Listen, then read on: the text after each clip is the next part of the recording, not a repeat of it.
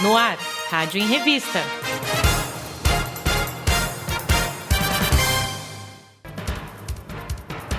Olá, eu sou o Fábio de Lima e começa agora o especial Rádio em Revista, jornal da rede Alesp.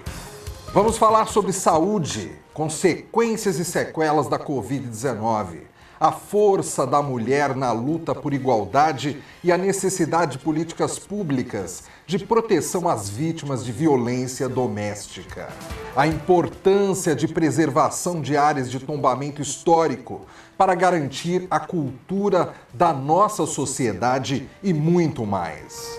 Vamos acompanhar entrevistas com diferentes especialistas. Então fique comigo. Começa agora o programa Rádio em Revista. E nós vamos começar o programa de hoje falando sobre as sequelas que a Covid-19 podem acometer a alguns pacientes.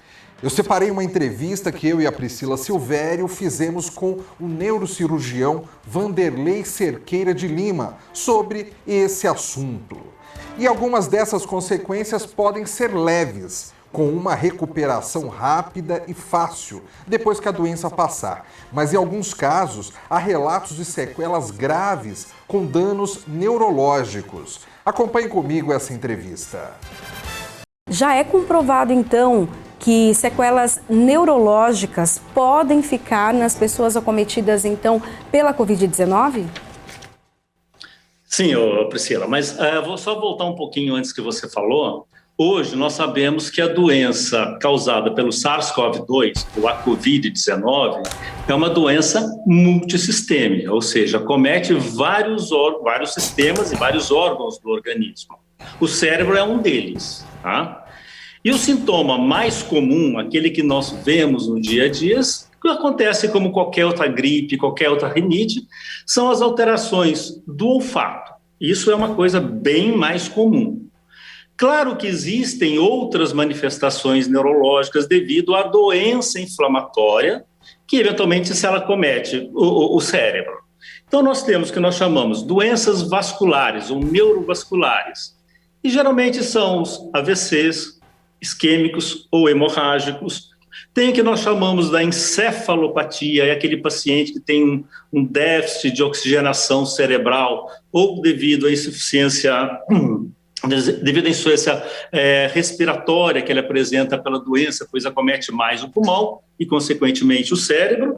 E tem aquelas doenças que podem acometer nervos periféricos ou até a medula, que é o chamado Guillain-Barré, aqueles que acometem os músculos, que vão levar às mialgias, e aqueles também que têm as cefaleias. Quantos pacientes têm cefaleia durante a manifestação da doença ou até após a doença? E a preocupação, que é a grande pergunta de vocês, são as manifestações pós-Covid. Tá? Então, pós-Covid também tem manifestações. Não só dores musculares, fraquezas musculares, alteração do sono, alteração comportamental. Então, tudo é muito variável a depender da gravidade da doença. Aquela doença onde o paciente precisou ser entubado, precisou ir para a UTI, nós sabemos que ele vai ser muito mais grave.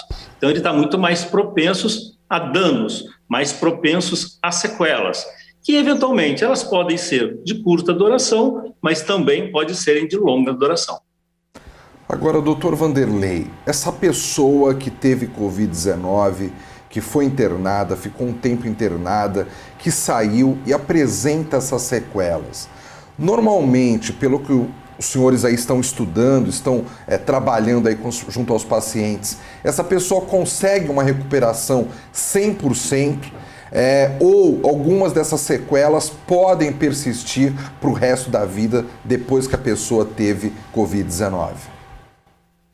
Ô Fábio, eu quero falar uma coisa para você. Não é que nós estamos estudando, nós todos estamos aprendendo, inclusive vocês da mídia, tá? Isso é uma coisa nova, cada dia é uma informação, cada dia é um detalhe. Então, nós estamos estudando e vocês também estão aprendendo, não há dúvida nenhuma. Tá? Então, estas manifestações que foram mais agudas, vou dar um exemplo típico.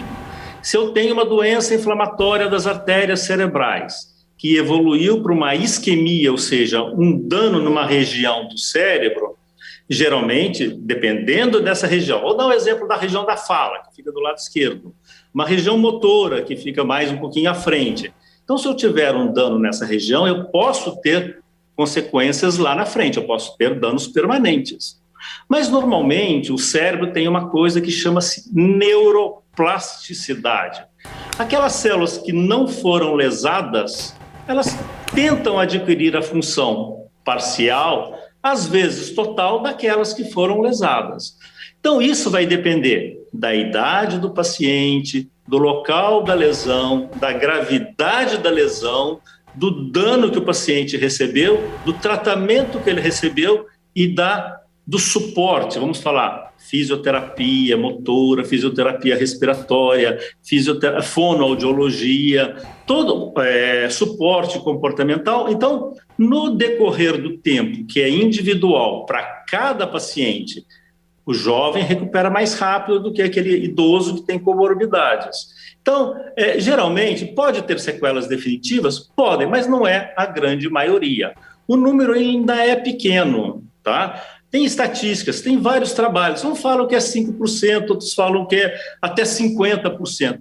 Então, essas informações que vocês recebem, que nós recebemos, ela está muito ainda discrepante num curto período de estudo, 1 ano e pouquinho. Tá? Então, o que a gente vê no dia a dia são sequelas, são danos que com o tempo vão recuperando. Isso é a norma. Doutor, o senhor já comentou que as pessoas que têm, então, a manifestação da doença de uma forma mais grave, que foram entubadas, elas têm ali um período maior de recuperação, as sequelas também, elas podem ser maiores. Mas no caso das pessoas assintomáticas, também correm o risco de ter, então, sequelas? Não, se ela é assintomática, não tem motivo. Então. Ela é só assintomática, ela é portadora. Ou ela vai ter uma manifestação simples, vou dar uma manifestação. A simples é a anosmia, que pode demorar mais tempo ou menos tempo.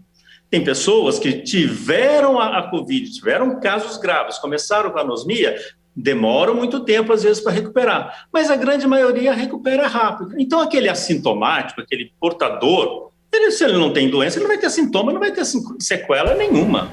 Não há motivo de falar em sequela nos assintomáticos. Não cabe essa correlação. Então, vamos falar, aquele que teve um sintoma leve, exemplo, a anosmia, a diminuição do olfato, pode demorar mais tempo ou menos tempo, geralmente recuperam. Geralmente a gente vê, as mulheres são mais acometidas do que os homens, e as coisas se resolvem com o tempo. Passando a doença inflamatória, o organismo debelando esse vírus, o paciente vai voltar ao normal. É o que a gente mais vê. Doutor, você falava também da questão da trombose, que algumas pessoas acabavam tendo alguns trombos por conta, então, do vírus. Isso ainda é notado? Ainda a equipe médica vê isso?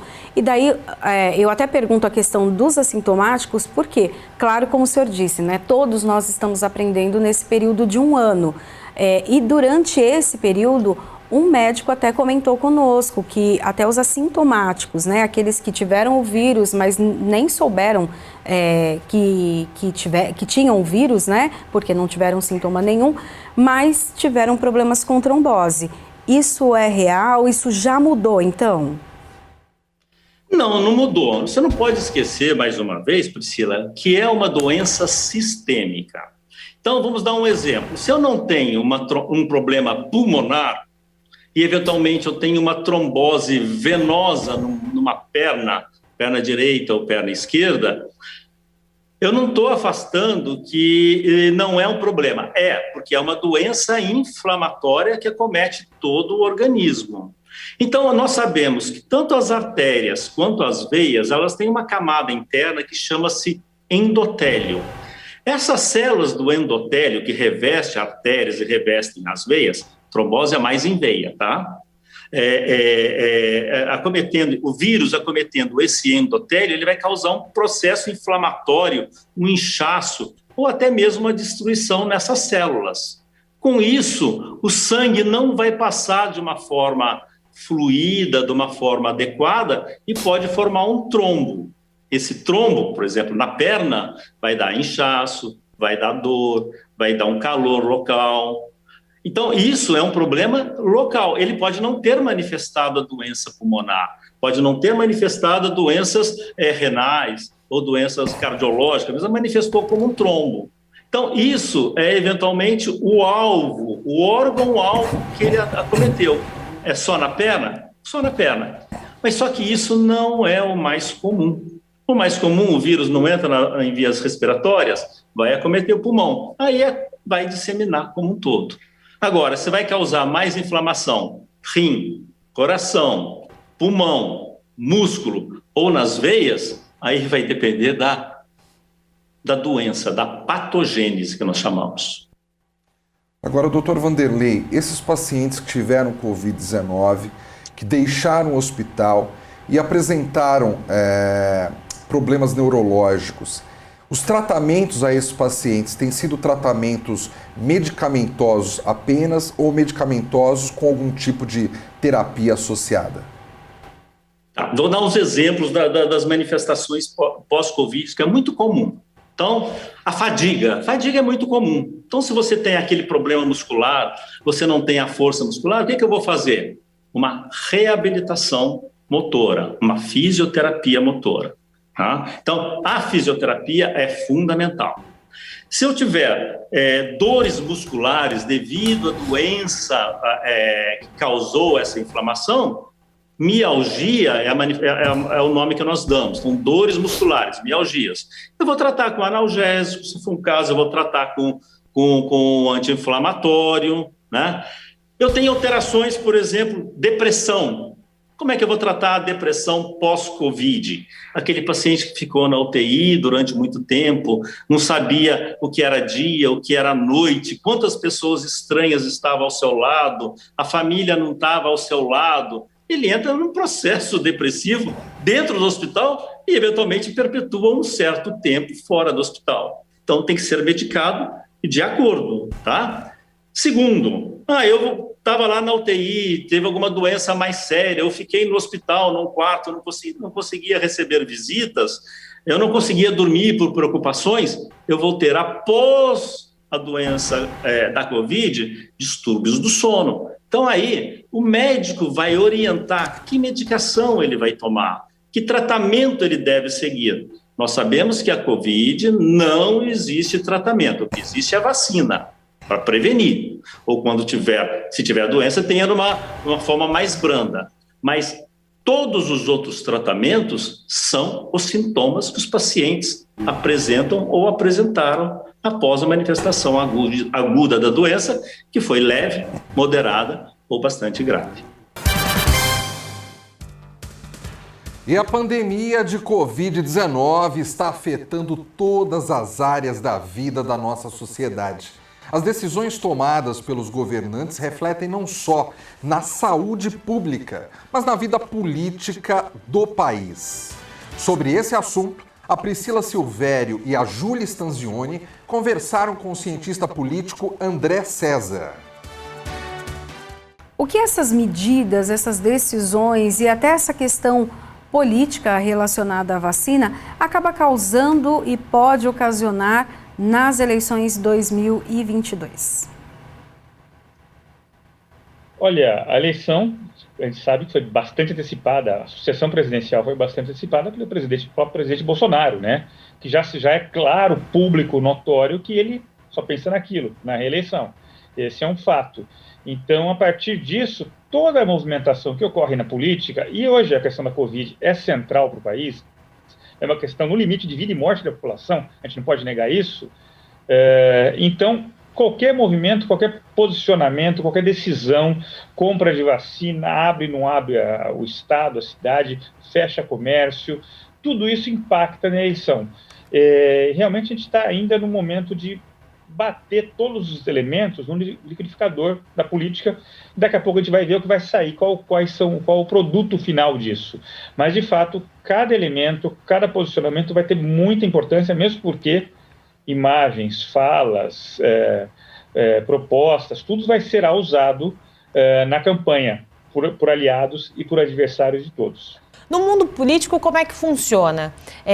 Quem tomar uma decisão não favorável nesse momento que nós estamos vivendo, pode ter o popular dizendo, arranhar politicamente a sua imagem? Como é que funciona, então, ou pode funcionar depois da pandemia, você ter essa retomada política? Também existe esse impacto político? Não, sem dúvida. Na verdade, o parlamentar é um animal político. Ele tem o faro, os 513 deputados federais, os 81 senadores, têm o faro político, sabem o que tem que fazer, o que não tem que fazer, como fazer, quando fazer, porque eles conversam, inclusive, diretamente com suas bases. Eles têm uma conexão direta, imediata, a tempo real, praticamente, com as suas bases. Então, há momentos que tem que se equilibrar. Vamos salvar a vida das pessoas, vamos abrir mais e com maior número de mortes, mas a economia não sente tanto. Então, a busca desse equilíbrio é permanente. Agora, há uma espécie de sentimento geral, coletivo, no mundo político, de que a situação atingiu um ponto crítico, né? Então, são medidas amargas para depois, lá um pouco mais à frente, começar a se soltar as amarras, né, e aos poucos ir retomando a normalidade. É como diria Maquiavel, você faz o mal de uma só vez e o bem aos poucos. Então tem que se praticar isso, e o mal tem que ser feito agora pelo bem de toda a sociedade. Termos essa situação agora de todos com o mesmo pensamento, vamos manter a questão do distanciamento, do isolamento, enfim, as medidas adotadas e orientadas, né, para depois podermos, então, ter a recuperação. É dessa maneira que você enxerga, já levando para o lado político, todos ali, é claro que é difícil todo mundo pensar igual, né, mas seguir uma direção seria o ideal? Não, sem dúvida. Primeiro, tem que ser claro com a população. As medidas têm que ser bastante claras, bastante bem explicadas, para a população entender, olha, é isso e acabou, ponto. E agora, eu vi um economista falando recentemente, falou, mas não há economia sem vidas. Eu acho que, na minha avaliação, esse tem que ser o mote, não há economia sem vidas. Então, vamos salvar as vidas para depois, e quanto mais efetivo, mais eficaz for esse fechamento, esse lockdown, com isolamento social, cada cidadão atendendo as deliberações, as demandas, o que se precisa, mais rápido e mais eficaz será a retomada. Há exemplos pelo planeta, né? Vários países que conseguiram isso, estão conseguindo fazer isso. Agora, o trabalho de convencimento de uma sociedade grande, complexa e dividida como a nossa é bastante difícil. Esse, sim, é um grande desafio para o homem público, para o político.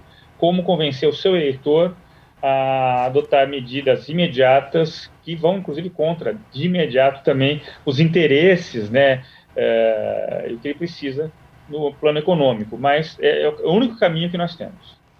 André, você usou uma frase aí muito própria, a sociedade dividida, né? Nesse momento a gente sente muito, conforme os governos e o governo estadual vai falando das novas normas, nós vemos o quanto a sociedade está dividida, muita gente acreditando que é necessário, outras pessoas acreditam que não é fechando tudo que vai funcionar. Até que ponto essa sociedade dividida é reflexo efetivamente dessa falta de um só discurso no país, principalmente desde o início da pandemia? O quanto efetivamente hoje se ter uma sociedade que questiona regras é porque não tivemos um governo que disse, olha, o Brasil todo vai ser assim e ponto. Bom, em primeiro lugar, essa divisão da sociedade não vem de 2018, vem, na minha avaliação, a partir de 2013 nas manifestações de rua, mas é outra questão. Mas é um crescendo que nós temos desde então, 2013, que agudiza com a eleição, com a campanha eleitoral de 18 e ganha ainda mais elementos, mais força a partir da eclosão da pandemia, há um ano. Então, o que você tem hoje é o reflexo de uma realidade maior, que é uma divisão política e social clara, evidente, e que o atual governo tem como tática, como estratégia, como plano de ação, inclusive, alimentar esse quadro de desentendimento, de turbulência, até a busca de um certo confronto com o outro, para se alimentar e ganhar, manter a sua força visando as eleições. Como nós falamos agora há pouco, o governo, o presidente Bolsonaro, só pensa basicamente na reeleição. Então, nesse sentido, essa ação de confronto alimenta o seu eleitorado, os 25% a 30% de eleitores que são o Bolsonaro raiz, que a gente fala, né, o eleitor mais fiel dele, que apoia esse discurso, que apoia essa postura. Então, eles vão seguir juntos. E ao Bolsonaro, ao presidente Bolsonaro e aos seus aliados, interessa essa questão. Então, essa divisão, desse ponto de vista, é interessante no plano político. André, já em outros momentos, você acompanha já a política há muitos anos, já se percebeu situação semelhante à que nós vivemos hoje? Claro que estamos num momento diferenciado por conta da pandemia, mas essa divisão até política, de ideias e até um embate, né? Hoje a gente vê muito embate entre as pessoas, não só ali no cenário político, não só durante as eleições, mas entre o próprio cidadão.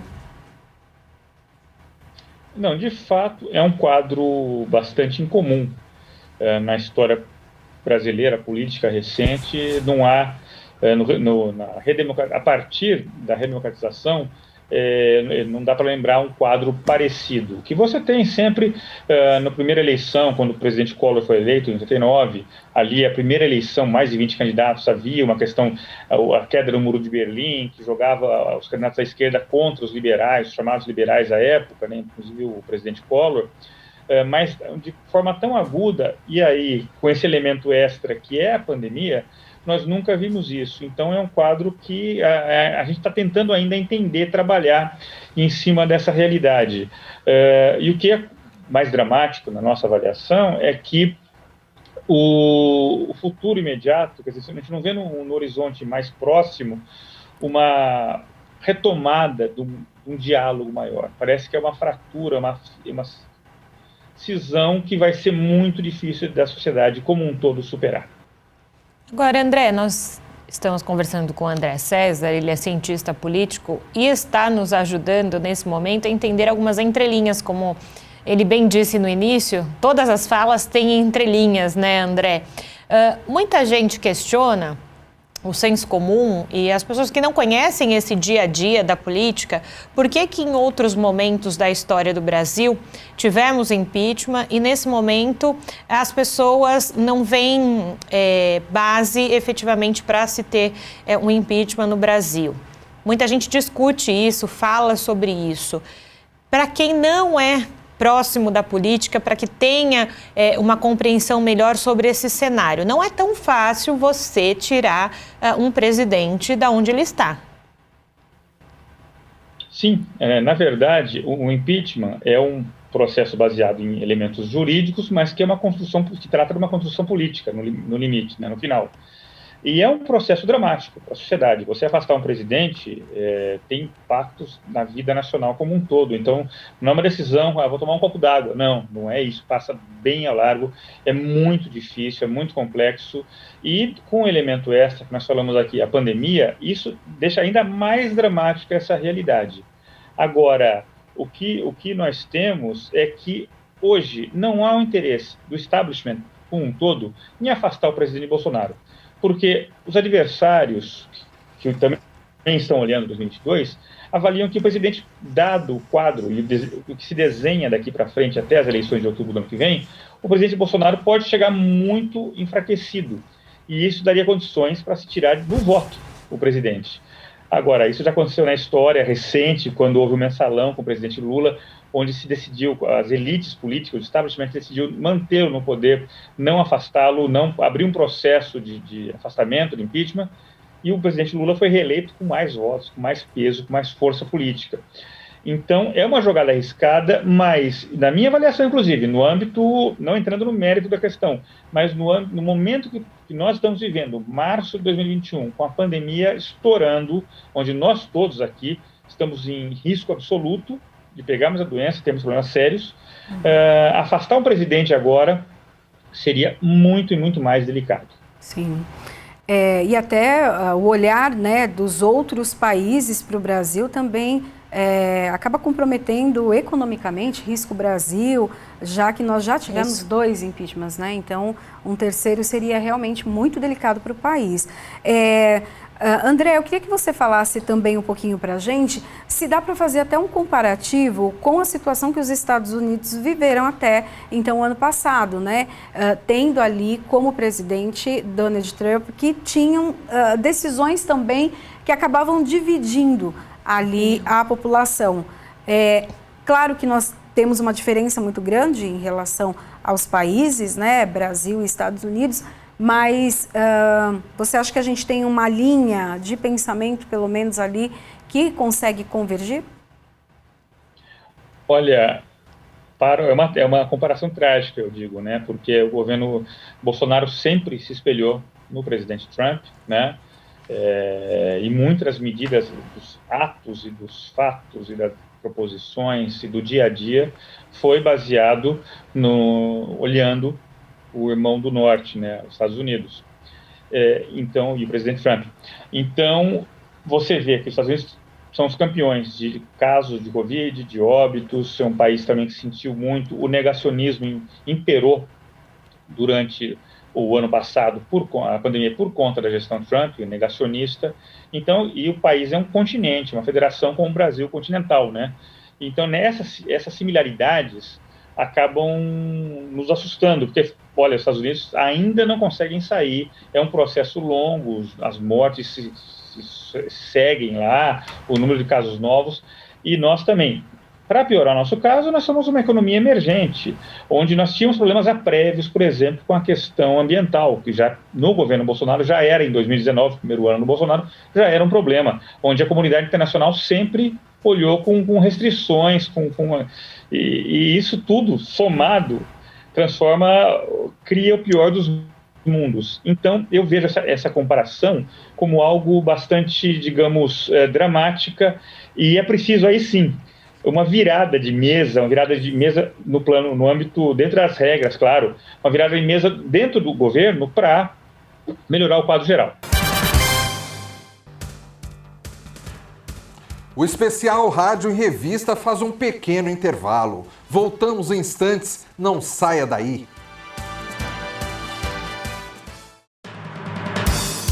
O programa Rádio em Revista volta já. Estamos de volta. Rádio em Revista. O programa Rádio em Revista está de volta. E agora vamos falar de direitos da mulher e mais, igualdade de gêneros. Até parece que esse cenário já faz parte da vida das brasileiras, mas na verdade ainda há muito o que fazer até se chegar a uma sociedade justa. E sobre esse tema tão delicado, nada melhor que 2 mulheres, a Lilian Busato e a Julie Stanzioni, para encontrar caminhos com outra mulher, a advogada Cláudia Abud. Vamos acompanhar essa entrevista. A senhora acha que as conquistas das mulheres ao longo dos anos, ela pode ter regredido devido à pandemia do coronavírus ou, pelo contrário, ela está cada dia se intensificando e a mulher está tendo consciência de estar podendo conquistar cada vez mais e mostrar que ela pode, e ela é assim, igual e muitas vezes muito mais, porque além do trabalho, de uma boa profissional, a mulher tem filho, ela tem casa, ela acumula muito mais responsabilidades e dá muito mais resultado. O que a senhora acha com isso? A pandemia atrapalhou essa evolução ou não? Olha, a pandemia, na verdade, ela atrapalhou, né? Houve aí um retrocesso.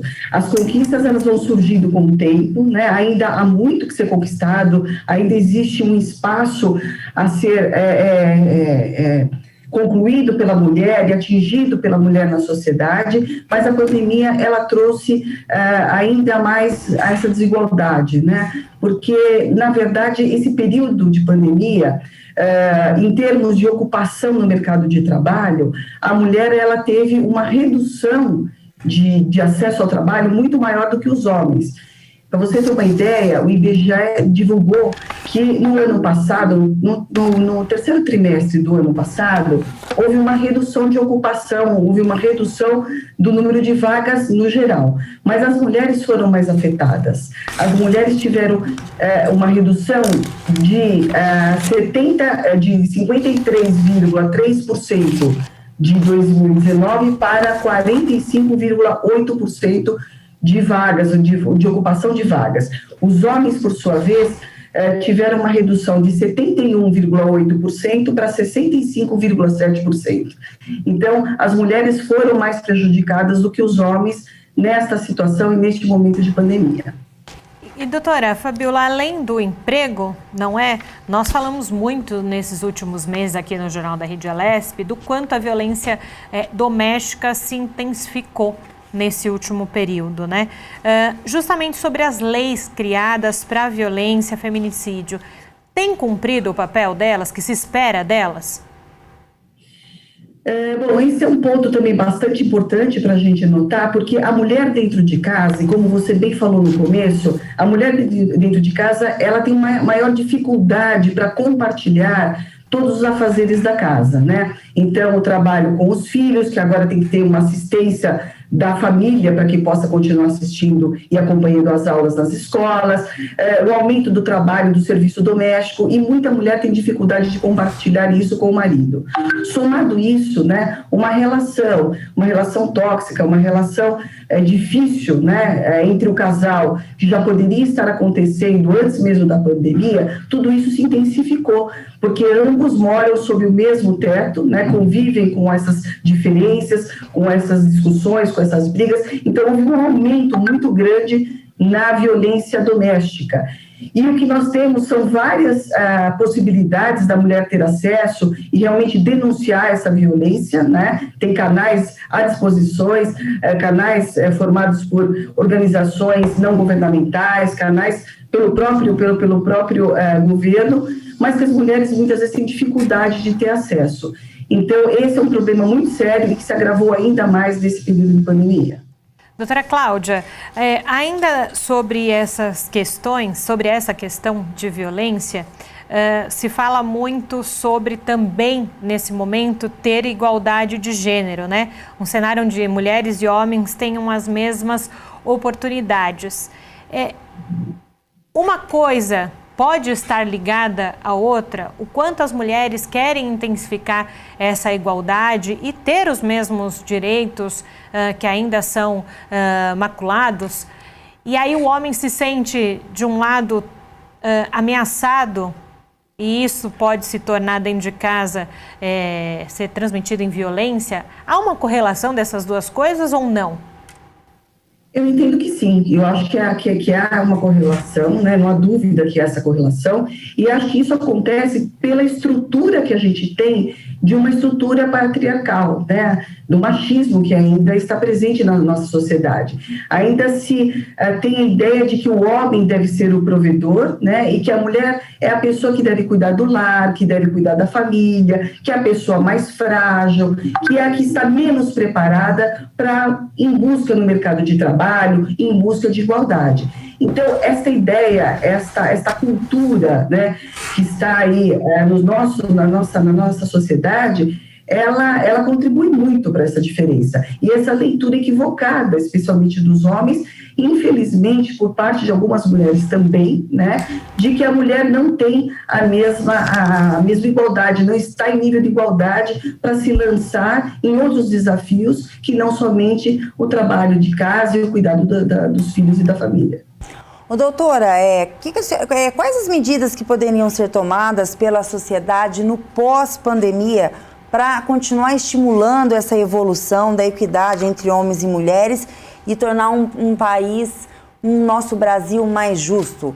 Qual que seria uma medida e um projeto, uma ação inteligente para que isso ocorra de uma maneira mais rápida e mais dinâmica?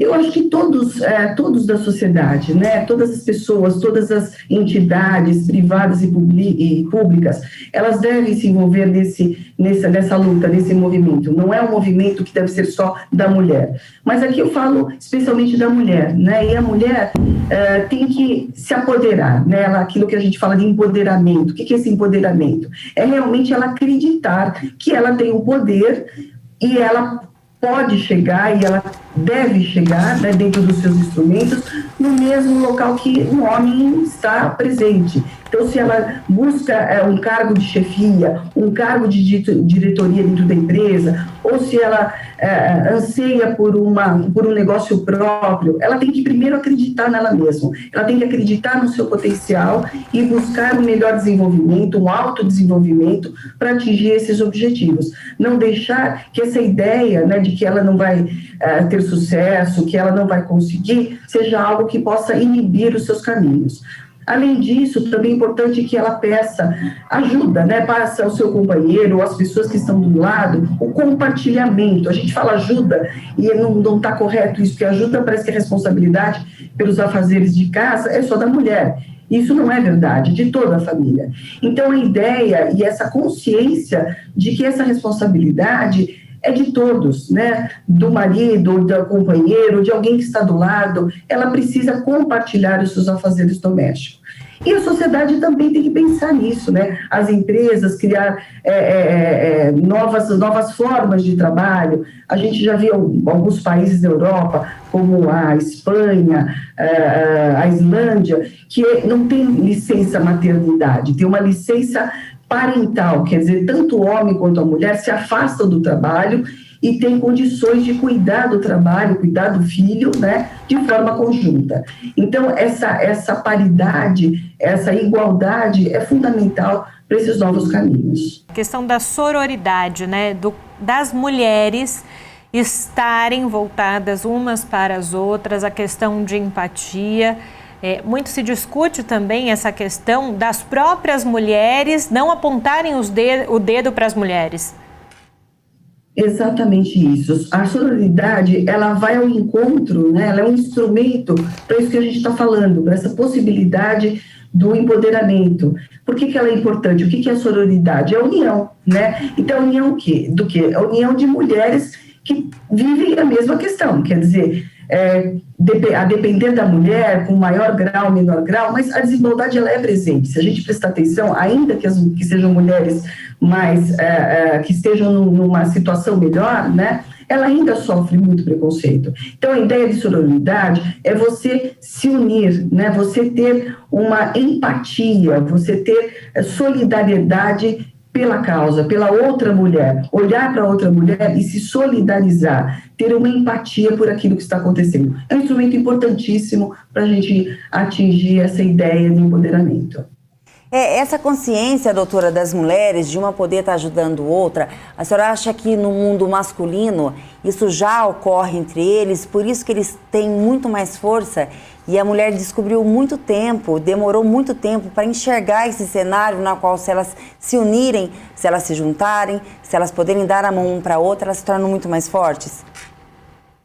Eu acho que a mulher ela vem na história, né? Ela vem observando isso. Nós temos o relato de vários movimentos de união de mulheres que buscaram exatamente isso. Então, a sororidade não é um movimento atual. Se a gente vai pensar que no Brasil, somente em 1932, a mulher teve direito ao voto, isso não aconteceu do dia para a noite. Isso não foi um desejo de um homem que foi lá e autorizou. Foram movimentos que aconteciam no mundo, movimentos que aconteciam aqui no Brasil. Então, tudo que a gente vem conquistando até os dias atuais é consequência, né? Ela vem de uma luta, que isso já vem acontecendo, e uma luta de união, que é o que a gente está falando de sororidade. Então, o que a gente tem que fazer é intensificar essa ideia, entender exatamente esse conceito e buscar, né, essas novas lutas, que ainda nós temos muitos caminhos, temos caminhos ainda árduos, mas juntas, né, entender, ter essa compreensão e buscar por essa igualdade de gênero. E a luta da mulher por igualdade na nossa sociedade ainda continua. Mas é preciso que outro aspecto, a violência doméstica enfrentada pelas brasileiras, seja objeto de políticas públicas de proteção. Eu e a Priscila Silvério conversamos sobre esse assunto tão polêmico e delicado com Ana Cristina Souza, coordenadora de políticas para mulheres da Prefeitura de São Paulo. E uma boa notícia é o auxílio aluguel para mulheres vítimas de violência doméstica. Vamos saber como essa medida pode ajudar as vítimas de violência a reconstruir a vida. Eu queria que começasse a nossa conversa, então explicando um pouquinho sobre este projeto, como ele surgiu. Na verdade, o decreto, ele é pensado a partir aí da necessidade, né, do entendimento que a gente tem desse processo de rompimento, né, de quebra do ciclo da violência. O ciclo da violência contra a mulher, quando nós estamos falando dele, ele não se dá somente na questão da violência física, né, mas ele se dá também na violência psicológica, na violência patrimonial. E aí, pensando em todos esses vieses e estudando e entendendo esse fenômeno que é a violência, a gente sabe também da necessidade que essa mulher tem de sair desse ambiente em que ela convive com o autor de violência. E muitas vezes essa mulher ela não tem condições de arcar com essas despesas, muitas delas são dependentes financeiramente falando desse autor de violência. Então, pensar neste auxílio como um complemento, né, de um rendimento muitas vezes que ela tem, para que ela possa, então, romper esse ciclo, é uma das estratégias que nós utilizamos para auxiliar essa mulher, então, a sair da situação de violência. Então, quando nós falamos do auxílio hospedagem, do auxílio do aluguel, nós estamos falando exatamente disso, de viabilizar, é uma política pública que viabiliza e que dá condições dessa mulher ela sair ali do convívio do autor de violência e conseguir reescrever a sua história e muitas vezes junto com seus filhos. Que interessante, Ana. Então quer dizer que muitas vezes a mulher ela acaba não deixando ali o lugar onde ela sofre a violência, não deixando às vezes um marido para trás, porque ela não tem condições de bancar um aluguel, de ter um lugar para ela ficar sozinha ou ficar com os filhos. Então esse auxílio vem para ajudá-la nessa dificuldade. E por quanto tempo essa mulher que receber o auxílio, ela pode ter esse auxílio com ela? Durante quanto tempo, Ana Cristina? O auxílio, ela tem acesso a ele, ela vai receber esse auxílio num período de 12 meses. Esse período, ele é prorrogável. E, claro, essa mulher ela vai passar em acompanhamento social, ela vai ser aí acompanhada por um profissional de serviço social, um profissional de psicologia, que estão nos equipamentos de atendimento especializado a mulheres. E essas profissionais, juntamente com essa mulher, vai fazendo essa avaliação. Se ela vai permanecer, né, no programa por mais um período, ou se ela já consegue aí dar conta, né, depois desses 12 meses, se ela já consegue dar conta aí de arcar com seus custos, enfim. Todo um trabalho é feito com ela também nesse período de 12 meses, para que ela consiga aí empreender, ser reinserida no mercado de trabalho. Mas o período inicial são de 12 meses e ele pode sim ser prorrogado. Junto com o anúncio desse auxílio, também foi lançado o Observatório Municipal de Violência contra a Mulher. Explica para a gente como funciona e de que maneira, né, essas informações podem ajudar as políticas públicas. Exatamente essa é a proposta do Observatório. Então, o Observatório ele vai unir aí informações da Secretaria de Segurança Pública, da Secretaria de Saúde, Direitos Humanos também, de todos os equipamentos de atendimento especializado a mulheres. E esses dados, né, esses dados de violência, de atendimento e das muitas demandas que a violência traz, serão utilizados para que nós possamos pensar políticas públicas efetivas e assertivas voltadas para essas mulheres. Então, a proposta do observatório é exatamente essa, de que a gente possa unir em uma mesma plataforma várias informações, coletar estes dados, analisar estes dados, né, poder gerar relatórios, inclusive, para que nós possamos pensar essas políticas efetivas para o enfrentamento à violência contra a mulher. Ana Cristina, qual a importância do acompanhamento psicológico dessas mulheres?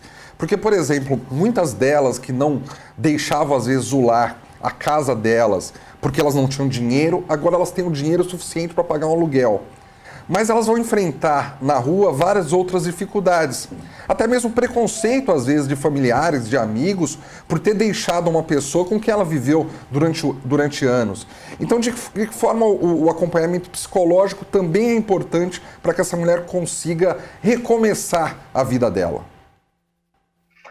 Quando nós falamos do atendimento a essas mulheres, sempre estamos falando de um atendimento que nós chamamos de multidisciplinar.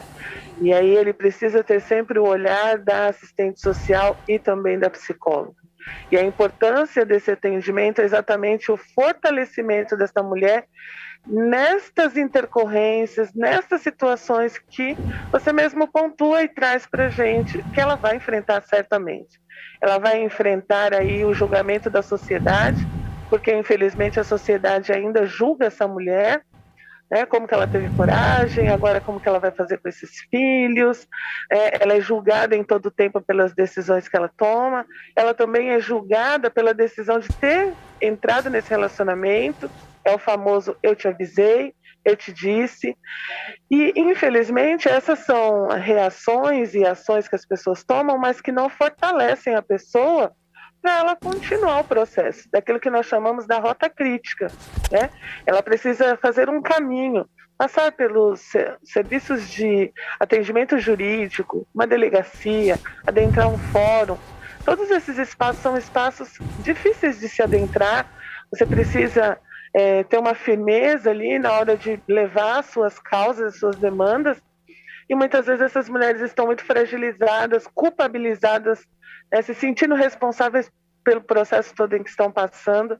Então, falar desse atendimento multidisciplinar, falar desse atendimento psicológico e social é de extrema importância para essa mulher, para fortalecê-la, para que ela possa entender o processo que ela vai viver também, que essas profissionais também, além, né, de fortalecê-la no processo, também vai dar clareza para ela do que é que ela vai passar, qual é o processo que ela vai enfrentar. Então, também de orientá-la nesse sentido. Então, ele faz toda a diferença quando essa mulher ela decide romper com a violência. E para aquelas que ainda não estão preparadas, esses atendimentos também fazem diferença, né? Que vai preparando elas para que elas tomem a decisão, inclusive, de fazer a denúncia.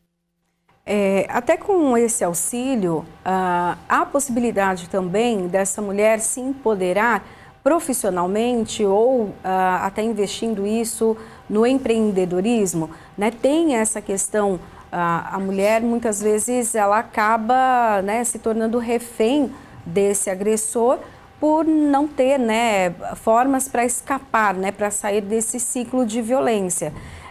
Ela vai ser orientada também ou a estudar, ou a ter uma profissão, ou até investir esse valor no empreendedorismo, vender alguma coisa para se manter os filhos? A rede de enfrentamento à violência e atendimento especializado dessas mulheres, nós temos aí os Centros de Cidadania da Mulher que trabalham exatamente nessa vertente, né? De trabalhar a cidadania ativa dessas mulheres, trabalhar os eixos de empreendedorismo, trabalhar com essa mulher aí a retomada ao mercado de trabalho. Então, sempre é ensinado, né, orientado, ensinado não, mas sempre orientado a essas mulheres, né, que elas voltem a estudar. Muitas delas têm sonhos, né, o sonho de voltar a estudar, o sonho de ter uma formação universitária, fazer uma faculdade. Então, estes espaços, essas profissionais vão resgatar dessa mulher aí esses sonhos, resgatar dessa mulher aí aquilo que elas desejam e que em algum momento elas romperam, porque a violência ela tem esse papel também, né, de romper com os sonhos, de romper com os projetos. Então, esses espaços de atendimento, eles também vão incentivar essa mulher a retomar os seus projetos pessoais, seja na área do trabalho, seja na área da educação, seja na área de formação, sempre elas serão incentivadas a retomar esses sonhos e projetos que elas têm.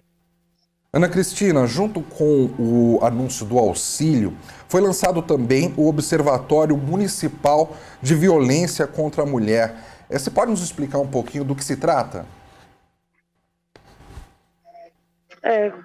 Um pouco daquilo que eu já tinha dito anteriormente, né? O Observatório, então, ele é essa plataforma de coleta de dados. Esses dados, eles são coletados aí da Secretaria de Segurança Urbana, da Secretaria de Saúde, também dos equipamentos de atendimento, né? Então, os atendimentos que são realizados nos serviços especializados de atendimento a mulheres, e a junção desses dados, eles vão nos dar base para que a gente possa pensar políticas públicas efetivas, políticas públicas assertivas, voltadas para mulheres na cidade. Então, o Observatório, ele vem aí para nos dar esse panorama, né? Dá para a gente aí um panorama de como que está a questão da violência, quais são muitas vezes os locais, talvez tenham locais que a gente precise fazer uma maior, ter um outro olhar, né? Ter mais políticas públicas voltadas para uma determinada região, e o Observatório vai nos auxiliar com isso. Vamos a mais um intervalo e na volta novas entrevistas com muitos assuntos de interesse para você. O especial Rádio Revista volta já. O programa Rádio em Revista volta já. Estamos de volta. Rádio em Revista. Estamos de volta com o programa Rádio em Revista. E agora vamos falar sobre como preservar nossa cultura, nossas origens, o tombamento de áreas nas cidades, a preservação de bairros e como resgatar e melhorar o patrimônio histórico. Aqui na capital paulista, moradores de bairros tombados estão preocupados com a especulação imobiliária. A Júlia Stanzioni e a Priscila Silvério entrevistaram aqui no nosso jornal diário da Rede Alesp o arquiteto José Cavalcante. Vamos ver como foi essa conversa? Como que funciona esse processo de tombamento, para quem só sabe da palavra, mas não sabe o processo dele? Bom, o tombamento, eu gosto de começar, inclusive, assim, entendendo um pouquinho da palavra, né? Se a gente joga no Google a palavra tombamento, um dos significados que aparece é que é o ato de guardar alguma coisa num arquivo. E aí a gente pergunta, por que a gente guarda alguma coisa num arquivo, né? A gente guarda justamente, pode ser num arquivo público, num arquivo pessoal, enfim, a gente guarda porque a gente entende que é um documento importante, né? Que não é um mero objeto, né? Ele tem um significado diferenciado, ele tem uma expressão, ele tem alguma história, e aí justamente em função disso você resolve guardar. E é justamente por isso que ele é um dos instrumentos previstos na Constituição Federal de 88, é um dos instrumentos de preservação do patrimônio brasileiro, né? E ainda cabe destacar que é um instrumento que foi instituído em 1937 e que ele tem uma grande relevância por ser um instrumento que interfere no interesse privado, né, que é o interesse no direito de propriedade, em função do interesse difuso, né? Então, esse interesse maior da sociedade acaba interferindo no direito de propriedade, que é um direito individual.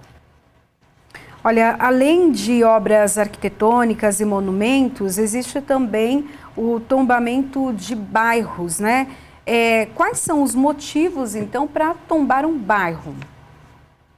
Bom, o que se deseja com o processo de tombamento é justamente reconhecer valores, né, que estão relacionados a esse bem, seja ele um monumento, seja ele um conjunto de monumentos, seja ele um bairro inteiro, e que justifique, então, a sua proteção, né? No caso de um bairro, isso pode estar relacionado desde o tecido urbano, né, o arruamento, a forma como esse território foi ocupado, pode estar relacionado à morfologia urbana, como é que são o conjunto de bens, as alturas, as paisagens, cheios, vazios, as áreas industriais são diferentes de áreas residenciais. Então, como que essa morfologia impacta e quais são os valores que estão relacionados? Pode estar relacionado a um conjunto de bens edificados. Se a gente fala, por exemplo, da Vila de Paranapiacaba, né, em São Paulo, o conjunto de bens ali, a Casa do Agente, o clube, então o conjunto de edificações dão o valor do que aquilo foi uma vila ferroviária.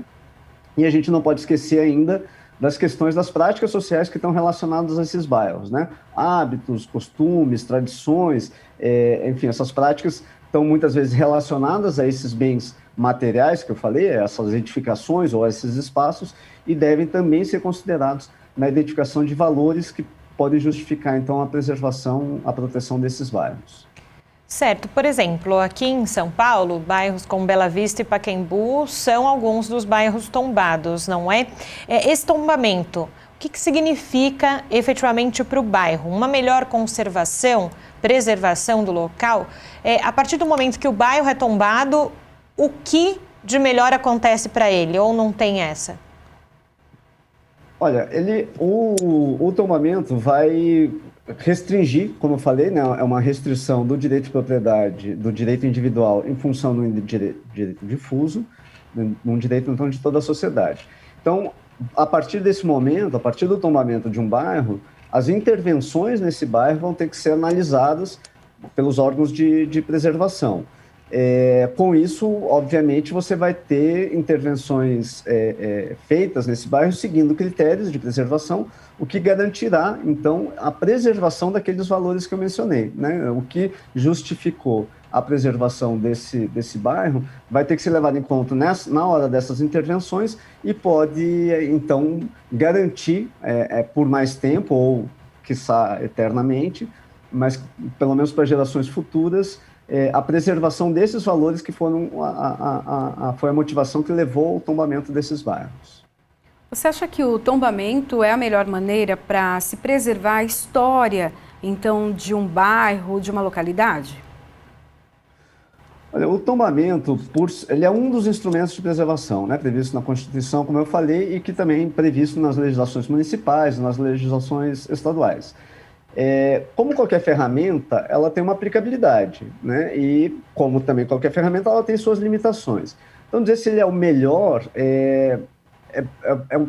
normalmente você tem que pensar esse instrumento ou essa ferramenta, né? Essa metáfora da ferramenta ela é boa, atrelado a outros instrumentos, né? No caso municipal, no caso de uma área, de um município, no caso de um bairro, é muito importante que esse instrumento esteja atrelado a outros tantos instrumentos que estão previstos, principalmente, vou resumir, mas no Estatuto da Cidade, né, que que usa o plano diretor como a principal ferramenta de planejamento da cidade, e aí, por meio do plano diretor, você pode entender quais são os valores, quais são as importâncias daquela área, e aí não só ela por ela mesma, com seus valores culturais, mas a importância daquela área com toda a cidade, né? E aí pode ter um trabalho, então, coordenado, usando um conjunto de ferramentas, onde o tombamento é mais uma dessas ferramentas, para garantir não só, então, a preservação,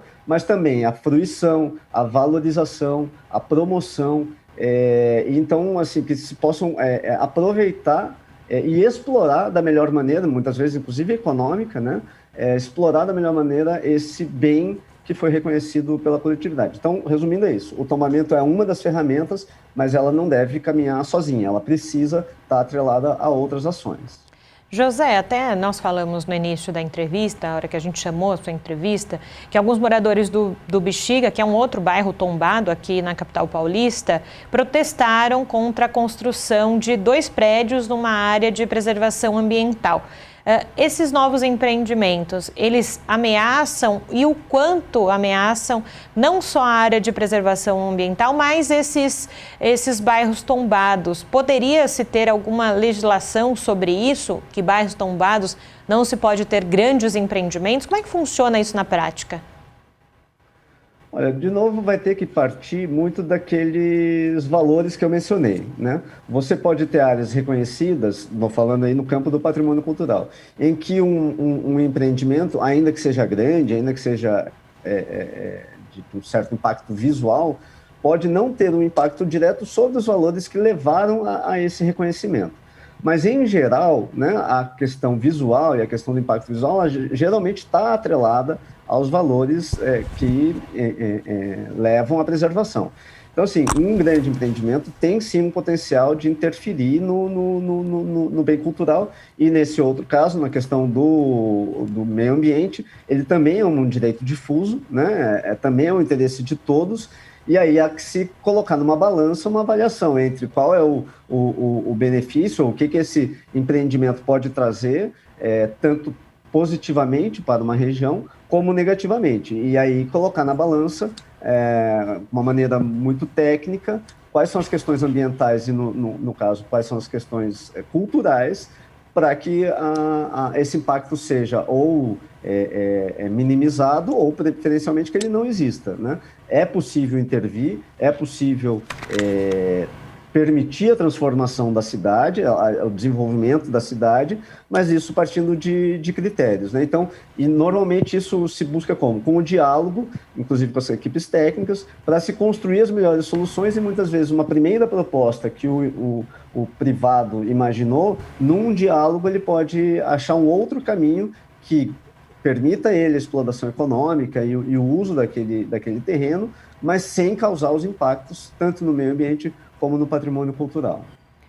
José, conta um pouquinho para a gente como funciona o Conselho Municipal de Preservação do Patrimônio Histórico, Cultural e Ambiental da cidade de São Paulo, né? Qual a competência dele? E também quando tem ali um bairro que entende a sua história, entende que ali tem um fato muito importante. Ele ali, na organização entre os moradores, é possível pedir esse tombamento ou não? Tem que partir de um órgão oficial. Olha, do Conselho, do Conselho de São Paulo, eu não posso falar muito porque eu não sou de São Paulo, então eu não conheço os trâmites deles. Mas, em geral, eles seguem os trâmites parecidos, inclusive com o do órgão federal, do Instituto Patrimônio Histórico e Artístico Nacional. E, em geral, podem sim partir da sociedade, né? A própria Constituição coloca isso, que o parágrafo 1º do artigo 216 coloca que o poder público, com a colaboração da comunidade, promoverá e protegerá o patrimônio cultural brasileiro. E aí a gente tem uma expressão disso, né? Uma organização, um grupo da sociedade tem sim todo o direito de solicitar a preservação e de colocar que aquilo vai ter um impacto nessa área de importância cultural. Então, eu não sei dos pormenores administrativos, mas eu posso afirmar que sim, um grupo tem toda a legitimidade para solicitar a preservação desse bem, desse bairro, desse conjunto, compreendido por eles como de interesse de preservação do patrimônio cultural. José, você falou justamente desse interesse, né, com o patrimônio histórico, cultural. Aqui em São Paulo, sempre se tem uma discussão do centro de São Paulo, né? O centro de São Paulo sempre fica muito em voga nas conversas, principalmente de como ele ser melhor utilizado até para essa prática cultural mesmo, dentro da cidade de São Paulo, como pode ser preservado melhor, porque a gente tem muitos prédios históricos que conta a história de São Paulo, desde o seu Marco Zero ali, perto da Praça da Sé.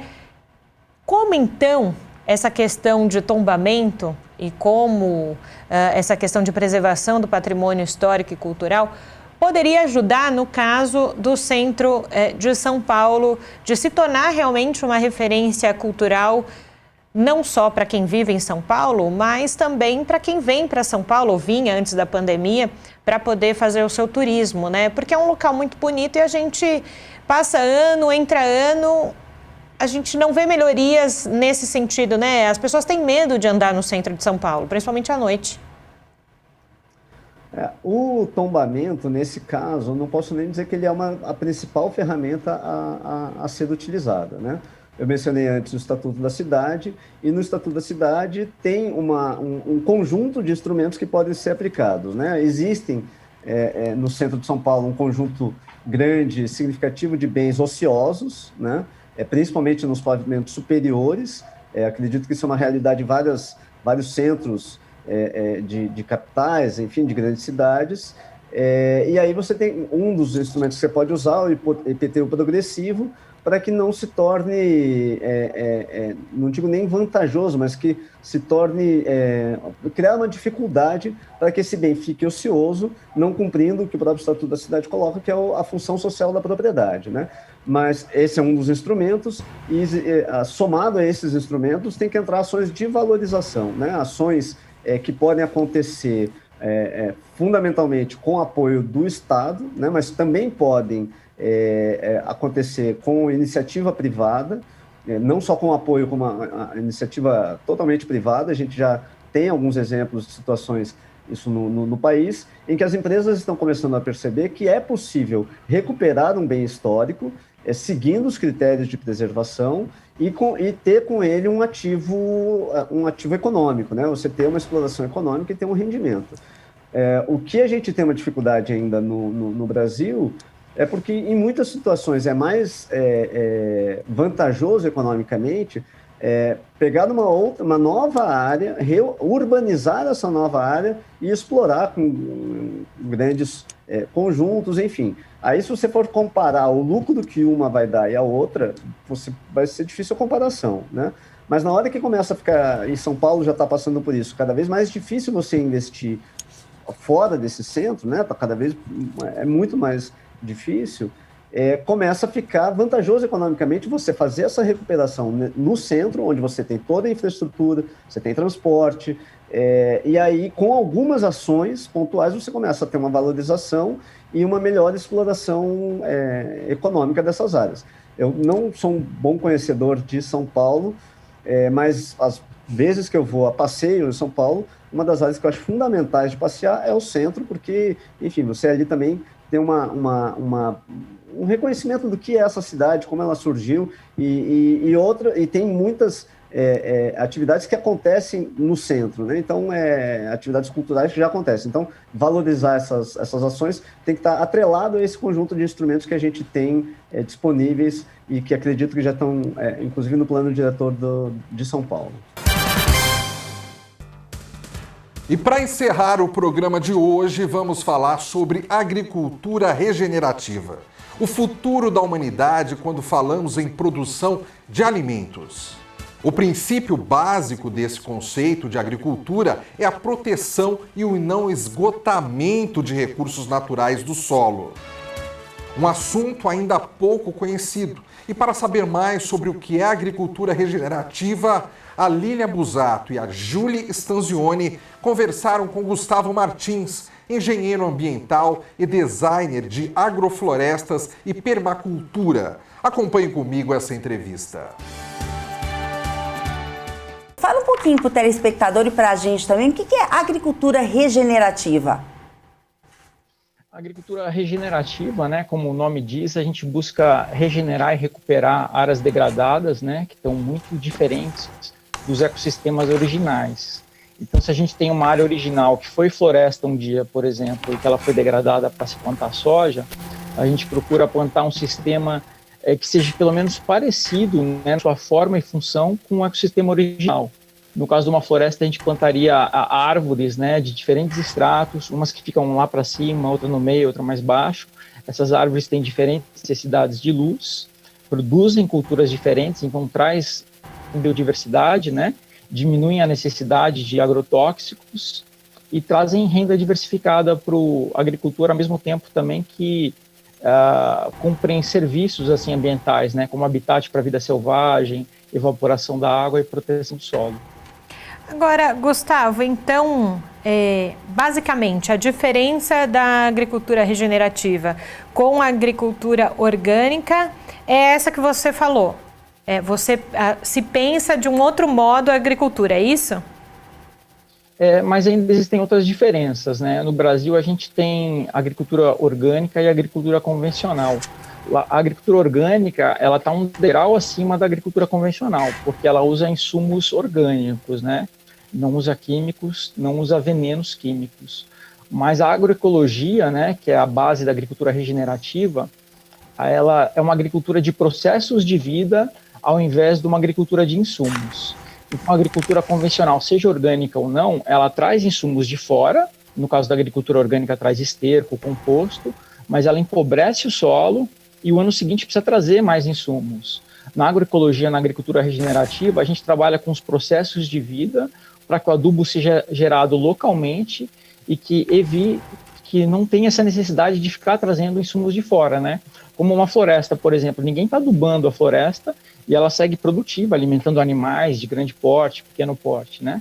Então, a agricultura orgânica, ela está um passo acima da agricultura convencional, é positiva, mas quando a gente fala de agricultura regenerativa ou de agroecologia, a gente está um passo acima ainda da agricultura orgânica. Ô Gustavo, então quando a gente fala em agricultura regenerativa, a gente fala sobre a proteção e não o esgotamento, né, de recursos naturais do solo. Como é que hoje funciona isso aqui no Brasil? Já é bem aceito? Existem vários projetos para proteger o nosso solo e pensar na sustentabilidade no amanhã, ou ainda existe muita resistência? Ainda existe bastante resistência, né? Existem alguns agricultores, um grande nome do Rio Grande do Sul é o José Lutzenberger, que já é falecido. A gente tinha a Ana Primavera, que já faleceu também, né? Grandes teóricos assim da agroecologia, inspiradores, existem sim, né? Mas ainda é a minoria, não é a regra, é a exceção. Devagarzinho está se falando mais sobre isso. A gente está vendo os problemas que a agricultura convencional estão trazendo, né, como erosão de solo, por exemplo. A gente vê grandes teóricos assim do mundo dizendo que a agricultura hoje é como mineração. O solo ele não é coberto, a chuva vem e lava todos esses nutrientes que vão para as áreas mais baixas, né, vai para o rio, depois vai para o mar, e depois esses nutrientes têm que ser trazidos de outros lugares, né? Então a gente vê que não tem mais tantos lugares para ficar se trazendo esses nutrientes. A gente precisa cuidar mais do nosso solo, mas isso ainda é visto como a exceção. Infelizmente ainda não é a regra. Em breve vai ter que se tornar a regra, né, na visão de muitos cientistas, não porque é algo bonito, mas é porque é algo necessário.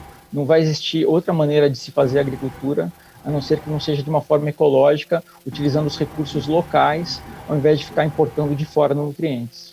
Ou seja, no nosso Brasil e no mundo, o solo ele tende a ficar esgotado com o tempo. Se eu estiver errado, você me corrige.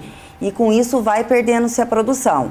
E o agrotóxico também é um meio que acaba com tudo isso e que antecipa muito mais esse resultado. Qual que é a importância dessa agricultura também e qual também a diferença de não agrotóxico com a agricultura orgânica e com a agricultura regenerativa? Ela vem para ajudar tanto a agricultura orgânica como a agricultura normal? É isso que a gente é isso que você está tentando passar para a gente, Gustavo? O agrotóxico, né, hoje em dia tem uma série de pesquisas, né, muitas pesquisas são feitas com relação ao agrotóxico, muitos são considerados biodegradáveis, né, entende-se que ele vai ser degradado antes da gente consumir ele. A gente sabe que sobram resquícios, né, e o agrotóxico ele é um veneno.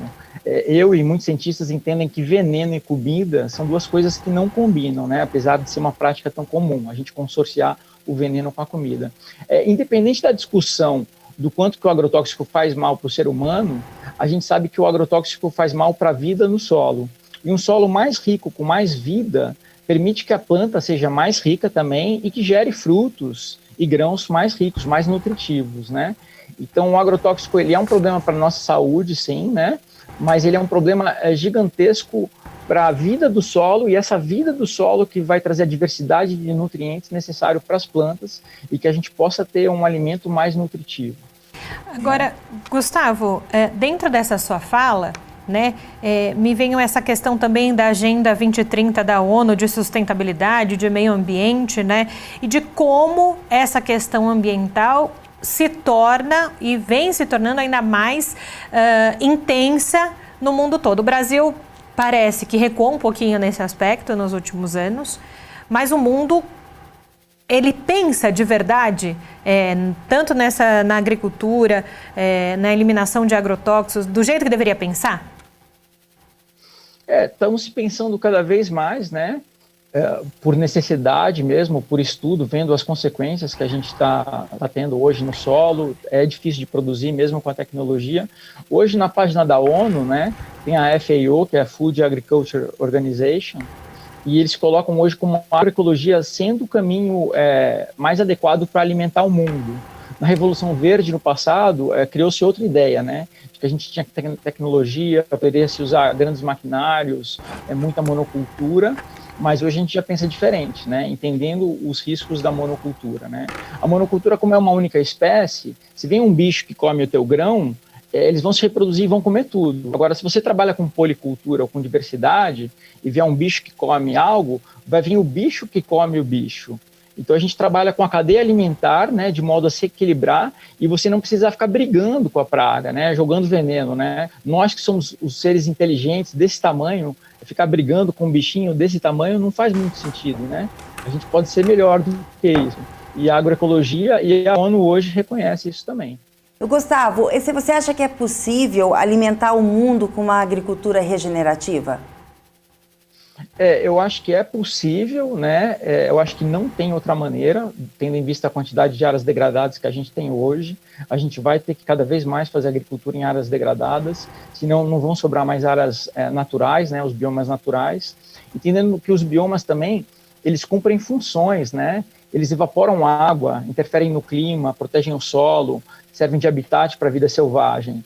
E a agricultura regenerativa não só produz alimento, mas como também traz essas funções do ambiente natural, né? Trazendo habitat para a vida selvagem, protegendo o solo, protegendo a erosão, acumulando água no solo e permitindo que a água evapore também na atmosfera, né? Combatendo as mudanças climáticas. Agora, o design disso teria que ser diferente. Não teria como a gente ter que ter uma porcentagem bem pequena da população hoje, com tratores plantando para alimentar a maioria. A gente teria que ter mais pessoas envolvidas nessa produção de alimentos, tá? Não necessariamente profissional, mas pelo menos dedicando algumas horas por dia, né? A pessoa pode ter a profissão dela, mas que o hobby dela, ela tem que estar ligada, tem que estar um pouco mais responsável por essa produção de alimento. Não tem como pensar que 5% da população vai produzir alimentação para o resto do mundo, né? Então a gente precisaria de mais pessoas plantando. É totalmente possível e totalmente viável. Gustavo, você falou há pouco da ONU também, e outra preocupação da ONU, dessa agenda de sustentabilidade, é a redução de emissão de gases do efeito estufa. E a agricultura regenerativa também ajuda nessa questão que a gente sabe que é um dos pontos centrais da humanidade. Sim, a agricultura ela é muito poluidora, né? Eu acredito que lá na ONU, se você olhar os painéis, dizem que a agricultura polui mais até do que a própria emissão de veículos, né? A gente pensa, poxa, os veículos poluem muito, né? A agricultura polui muito em toda a sua cadeia produtiva, né? Em toda a sua forma de ter que minerar nutrientes de outros lugares, rochas de fósforo, por exemplo, né? Trazer esse material, plantar. Tem muita questão da pecuária também, né? Que emite gases, tem essa questão de dificultar a armazenagem de carbono no solo. A gente tem um problema hoje com o efeito estufa também, né, com a quantidade de CO2 no ar, que é maior do que deveria ser, e a gente sabe que um grande depósito de carbono é o solo vivo. E a agricultura regenerativa traz essa questão, né, essa capacidade, essa habilidade de realmente fixar carbono no solo. No começo da entrevista, Gustavo, eu acabei lendo, até olhando sua pauta, você também é especialista em permacultura. E o que seria a permacultura e os seus benefícios?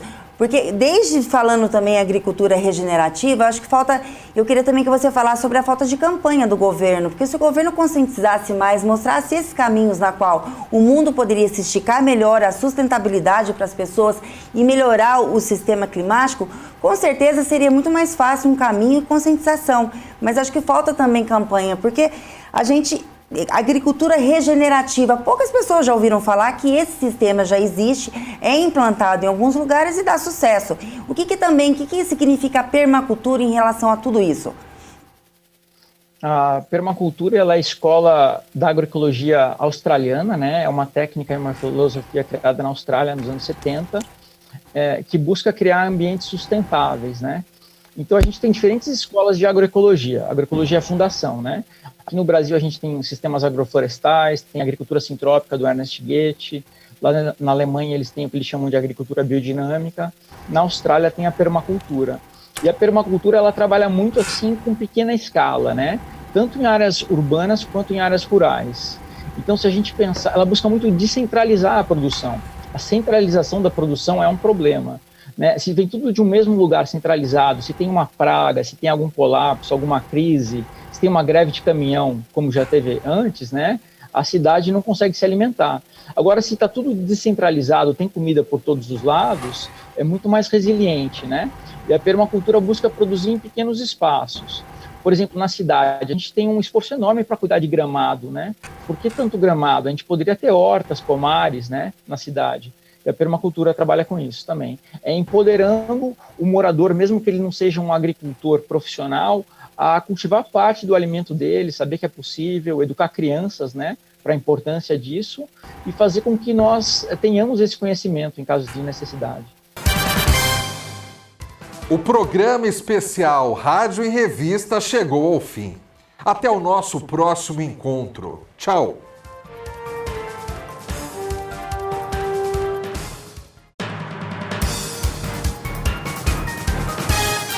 No ar, Rádio em Revista.